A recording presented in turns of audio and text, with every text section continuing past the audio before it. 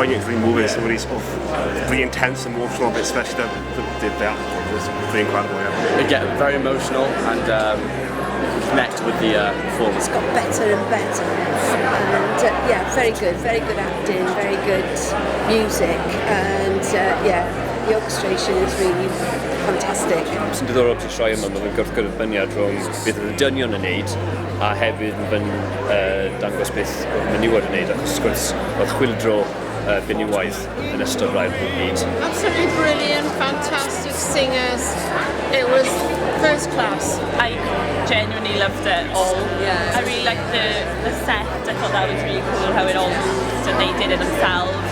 So then, teimlad yn really neis yn canu. Bydd nostalgic yn gair bryd. Well fun.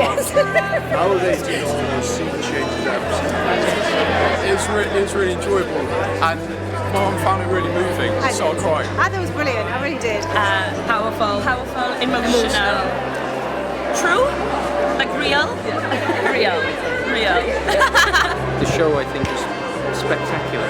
You know, I've read up on it, and it is true to life. Y sioe yn arbennig, oedd yn stori llawn hiwmor, tristwch, drama, a oedd yn stori dda a stori bwysig. I thought the acting was really good, and the cast themselves were really athletic, and they really put the heart and soul into it. It was so emotional, you know, I don't think anybody could sit there and not be emotionally charged with it, you know, it's tremendous really. I already knew that the theatre had a really, really strong orchestra, but it was really amazing to see them do so much of their own score. Dewch I weld yn bendant.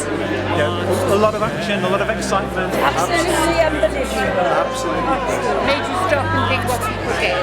Inspirational. No, amazing.